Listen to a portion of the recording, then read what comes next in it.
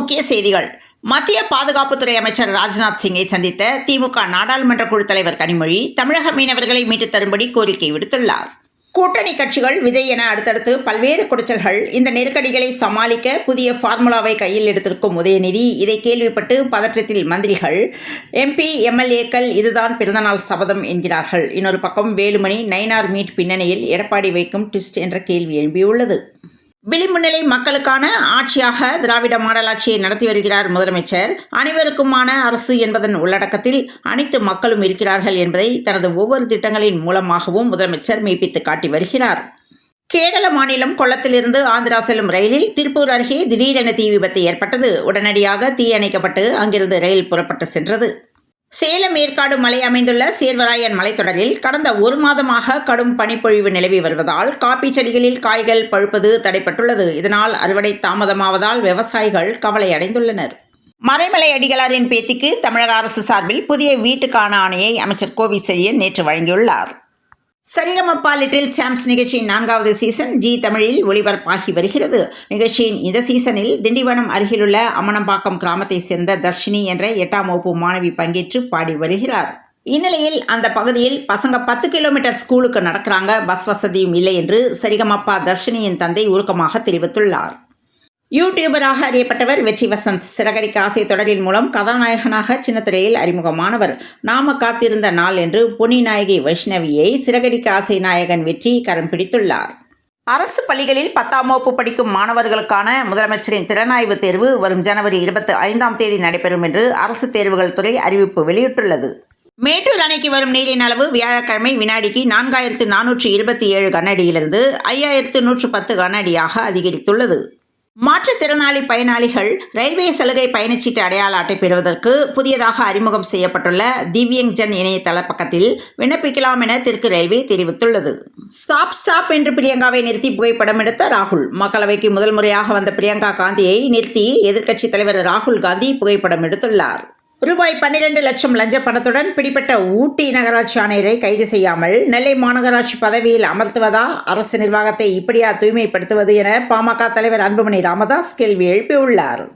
தமிழ் கடவுளான முருகன் கோயில்களில் முக்கியமான தலமாக பழனி தண்டாயுதபாணி சுவாமி கோயில் உள்ளது. இந்த நிலையில் ரஷ்ய பக்தர் ஒருவர் 12 கிலோ எடையில் 6 அடியில் வேலை காணிக்கையாக தந்துள்ளார். திருப்பத்தூர் நகராட்சிக்குட்பட்ட சிவராஜ்பேட்டை 3வது வார்டில் 350க்கும் மேற்பட்ட குடும்பங்கள் வசித்து வருகின்றனர். இப்பகுதியில் கழிவுநீர் செல்லும் கால்வாயில் குப்பைகள் கொட்டப்பட்டு கழிவுநீர் செல்ல முடியாமல் அப்படியே தேங்கி மிகவும் அசுத்தமான நிலையில் தூய்மையற்று சுகாதார சீர்கேடு நிலவி காணப்படுகிறது. அடுத்த கட்ட பாய்ச்சலுக்கு தயாராகிவிட்டார் சிவகார்த்திகேயன். AR முருகதாஸ் இயக்கத்தில் நடித்து வரும் SK23 படப்பிடிப்பு இறுதி கட்டத்தை எட்டியிருக்கிறது. தமிழ்நாடு அரசின் துரித நடவடிக்கைகளால் மெட்ரோ பணிகள் தீவிரமாக்கப்பட்டு அடுத்த 2-3 ஆண்டுகளில் சென்னையில் விரிவான மெட்ரோ சேவையை தொடங்க செயலாற்றப்பட்டு வருகிறது.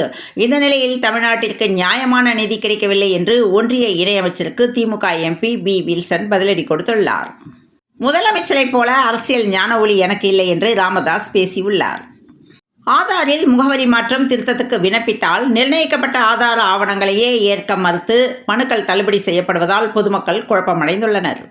காவிரி பாசன மாவட்டங்களில் மழை வெள்ளத்தால் பாதிக்கப்பட்ட பயிர்களுக்கு ஏக்கருக்கு ரூபாய் 40,000 வீதம் தமிழக அரசு இழப்பீடு வழங்க வேண்டும் என பாமக நிறுவனர் ராமதாஸ் வலியுறுத்தியுள்ளார். காங்கிரஸ் கட்சியின் மூத்த தலைவரும் ஈரோடு கிழக்கு தொகுதியின் சட்டமன்ற உறுப்பினருமான EVKS இளங்கோவன் உடல்நலக்குறைவு காரணமாக சென்னையில் உள்ள தனியார் மருத்துவமனையில் நேற்று இரவு அனுமதிக்கப்பட்டுள்ளார். மதுரை கோரிப்பாளையம் சந்திப்பில் இணைப்பு பாலம் கட்டப்பட்டு வருகிறது. இந்த பாலத்தின் கட்டுமான பணிகளுக்காக சாரம் அமைக்கும் பணிகள் நடைபெற்று வந்தது. இந்த நிலையில் இணைப்பு பாலத்துக்காக அமைக்கப்பட்ட சாரம் திடீரென சரிந்து விழுந்ததில் 4 பேர் படுகாயமடைந்தனர். தமிழகத்தில் அரசு உதவி பெறும் பள்ளிகளில் கற்பிக்கும் நேரம் சுருங்கி கற்பித்தல் அல்லாத விஷயங்கள் குறித்து ஆவணப்படுத்துவதில் 108க்கும் மேற்பட்ட பணிகள் மேற்கொள்ள வேண்டியுள்ளதாக ஆசிரியர்கள் அதிருப்தி தெரிவிக்கின்றனர். இலங்கையில் கடந்த 4 நாட்களாக பலத்த கனமழை பெய்து வருகிறது. இலங்கையை புரட்டி போட்ட கனமழையால் 4 பேர் பலியாகியுள்ளனர், பலர் மாயமாகியுள்ளனர். திராவிடம் தமிழ் தேசியம் வேறு வேறு அல்ல என விடுதலை சிறுத்தை கட்சி தலைவர் திருமாவளவன் தெரிவித்துள்ளார். சென்னை புரசைவாக்கத்தில் உள்ள கங்காதீஸ்வரர் கோவிலில் இன்று கும்பாபிஷேகம் நடைபெறுவதை முன்னிட்டு அந்த பகுதியில் போக்குவரத்து மாற்றம் செய்யப்படுவதாக சென்னை போக்குவரத்து போலீசார் தெரிவித்துள்ளனர். சேகர்பாபு ஐயப்பனை வணங்கும் உண்மையான பக்தர் என்றால் இசைவாணியை கைது செய்ய நடவடிக்கை எடுக்க வேண்டும் என தமிழக பாஜக ஒருங்கிணைப்பு குழு தலைவர் H. ராஜா தெரிவித்துள்ளார். பிரதமரின் விஸ்வகர்மா திட்டத்தை தமிழக அரசு செயல்படுத்தாது. இதற்கு மாற்றாக ஜாதி அடிப்படையில் பாகுபாடு காட்டாத விரிவான திட்டத்தை உருவாக்க தமிழக அரசு முடிவு செய்துள்ளது என மத்திய குறு சிறு மற்றும் தொழில்துறை அமைச்சர் ஜிதன் ராம் மாஞ்சிக்கு முதல்வர் ஸ்டாலின் கடிதம் எழுதியுள்ளார்.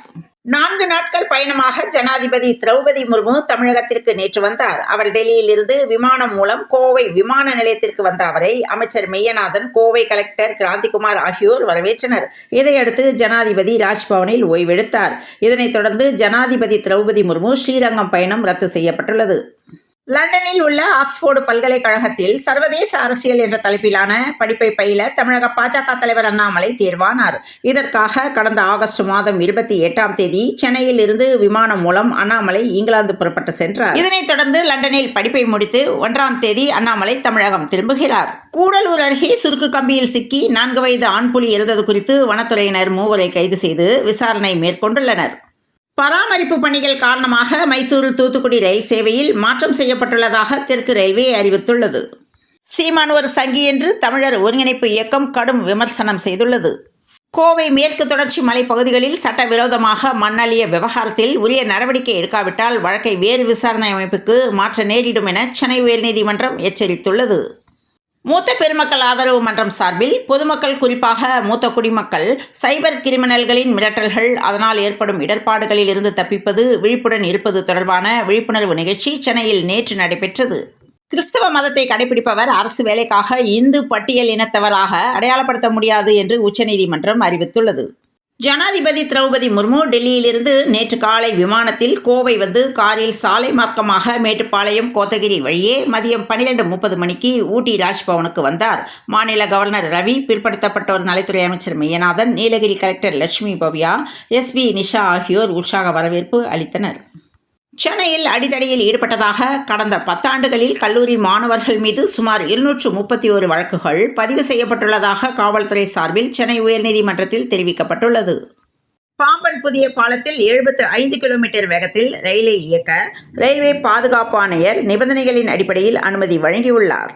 அரசு மகப்பேறு வசதி இல்லாத ஆரம்ப சுகாதார நிலையங்களில் பிரசவங்கள் பார்க்க கட்டாயப்படுத்தக்கூடாது என்று சுகாதாரத்துறை செயலாளர் சுப்ரியா சாஹுவிடம் அரசு மருத்துவர்கள் கோரிக்கை வைத்தனர். திருச்செந்தூர் சுப்பிரமணிய சுவாமி கோவிலுக்கும் ஐயா வைகுண்டர் அவதார பதிக்கும் இடைப்பட்ட கடல் பகுதியில் ஒவ்வொரு மாதமும் வழக்கமாக அமாவாசை மற்றும் பௌர்ணமி நாட்கள், அதற்கு முன்தினம் மறுநாள் கடல் நீர் உள்வாங்குவது வழக்கமான நிகழ்வாக நடைபெற்று வருகிறது. இந்த நிலையில் திருச்செந்தூரில் 2வது நாளாக கடல் உள்வாங்கியது. அரசு கல்வியியல் கல்லூரிகளில் வழங்கப்படும் எம்எட் படிப்பில் சேர இணைய வழியில் வெள்ளிக்கிழமைக்குள் விண்ணப்பிக்கலாம் என கல்லூரி கல்வி ஆணையரகம் தெரிவித்துள்ளது. விருதுநகர் மாவட்டம் வேலாயுதபுரம் கிராமத்தில் மிகவும் சிதிலமடைந்த வீட்டில் வசித்து வரும் பெண் ஒருவருக்கு கலைஞர் கனவு இல்லம் திட்டத்தின் கீழ் வீடு வழங்க நடவடிக்கை எடுப்பதாக அமைச்சர் தங்கம் தென்னரசு உறுதியளித்துள்ளார். தமிழக வெற்றிக் கழக மாநாடு முடிந்து 1 மாதம் நிறைவு பெற்றதாக வீடியோ ஒன்றை விஜய் வெளியிட்டுள்ளார். சபரிமலை 18ஆம் படியில் குரூப் போட்டோ எடுத்த விவகாரத்தில் போலீசாருக்கு கேரள உயர்நீதிமன்றம் கடும் கண்டனம் தெரிவித்துள்ளது. சச்சின், டிராவிட், கங்குலி சொன்னதை கூட கேட்கவில்லை என்று கடும் விமர்சனத்துக்கு பிருத்திவி ஷா உள்ளாகின்றார். நாடாளுமன்ற குளிர்கால கூட்டத்தொடர் இன்று காலை தொடங்கி நடைபெற்றது. இதில் காங்கிரஸ் பொதுச் செயலர் பிரியங்கா காந்தி வத்ரா மக்களவை உறுப்பினராக இன்று பதவியேற்றுக் கொண்டார். முதல் டெஸ்டில் வில்லியம்சன் அரை சதம். முதல் நாளில் நியூசிலாந்து 319 ரன்கள் குவித்துள்ளது. சென்னை பல்கலைக்கழகம் சார்பில் 56வது ஏஎல் முதலியார் பொன்விழா நினைவு தடகள போட்டி சென்னை நேரு ஸ்டேடியத்தில் நடைபெற்று வருகிறது. புரோ கபடியில் 9வது வெற்றி யாருக்கு என்று கேள்வி எழும்பிய நிலையில் மும்பை தெலுங்கு டைட்டன்ஸ் அணி இன்று மோதவுள்ளது. ஏற்றம் இறக்கத்துடன் இருக்கும் தங்கம் விலை பவுனுக்கு ரூபாய் 120 குறைந்தது. சென்னையில் இன்று காலை நிலவரப்படி 22 கேரட் ஆபரண தங்கத்தின் விலை கிராமுக்கு ரூபாய் 15 குறைந்து 1 கிராம் 7090க்கும், பவுனுக்கு ரூபாய் 120 குறைந்து 1 பவுன் 56,720 ரூபாய்க்கும் விற்பனையாகிறது. புயல் காலங்களில் பொதுமக்களுக்கு எச்சரிக்கை விடுக்க துறைமுகங்களில் 11 வகையான புயல் கூண்டுகள் ஏற்றப்படுகின்றன. இந்த நிலையில் துறைமுகத்தில் இருந்து வெகு தூரத்தில் காற்றழுத்த தாழ்வு நிலை ஒன்று உருவாகும் பட்சத்தில் 1ஆம் எண் எச்சரிக்கை கூண்டு ஏற்றப்படும். 2ஆம் எண் எச்சரிக்கை கூண்டு ஏற்றப்பட்டால் துறைமுகத்தில் இருந்து குறிப்பிட்ட தூரத்தில் புயல் உருவாகி மையம் கொண்டிருக்கிறது என்றும், துறைமுகத்தில் இருந்து வெளியேறும் கப்பல்கள் மிகுந்த கவனத்தோடு இருக்க வேண்டும் என்றும் அர்த்தம் என்ற தகவல் வெளியானது. வங்கக்கடலில் உருவாகியுள்ள ஃபீஞ்சல் புயல் வானிலை தாக்கங்களுக்கு மட்டுமின்றி அதன் பெயருக்காகவும் கவனம் ஈர்த்துள்ளது. நாகை மாவட்டம் வேதாரண்யம் மற்றும் அதன் சுற்றுப்பகுதியில் 2 நாட்களாக பெய்து வரும் கனமழையால் தேத்தாக்குடி ரயில்வே சுரங்கப்பாதையில் தண்ணீர் தேங்கியுள்ளது. இந்த நிலையில் ரயில்வே சுரங்கப்பாதையில் தேங்கிய தண்ணீரை உடனடியாக வெளியேற்ற மக்கள் கோரிக்கை விடுத்துள்ளனர். ஆழ்ந்த காற்றழுத்த தாழ்வு மண்டலம் புயலாக வலுப்பெற்று கனமழை பெய்யக்கூடும் என வானிலை மையம் எச்சரித்துள்ள நிலையில் குடியிருப்புகளை மழைநீர் சூழ்ந்து விடுமோ என கருதி சென்னை ராயபுரம் மேம்பாலம் அருகே சாலையோரம் கார்கள் பாதுகாப்பாக நிறுத்தப்பட்டுள்ளன.